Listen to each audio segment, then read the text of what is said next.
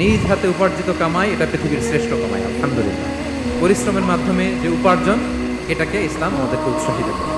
শুধু নামাজ, রোজা, জিকির এগুলো নিয়ে ইসলাম আমাদেরকে পড়ে থাকতে বলেনি। কোরআনিক অর্ডার হচ্ছে আপনার নামাজ শেষ, আপনি বেরিয়ে পড়বেন, কাজে বেরিয়ে যাবেন। ফাইদা কুদিয়াতিস সালাতু ফান্তাশিরু ফিল আরদি ওয়াবতাগু মিন ফাদলিল্লাহ। বিধানটা কার বলুন? আওয়াজ করে বলুন, বিধানটা কার? এটা কোরআনিক ভার্ডিক্ট, কোরআনের বিধান। নামাজ শেষ, ভুল হয়ে বসে জিকির করতে বলে নাই আল্লাহ। আল্লাহ বলেছে ফান্তাশিরু ফিল আরদ ওয়াবতাগু মিন ফাদলিল্লাহ, জমিনে ছড়িয়ে পড়ো, আল্লাহর রিজিক তালাশ করো। নামাজ শেষ, বেরিয়ে যাবে।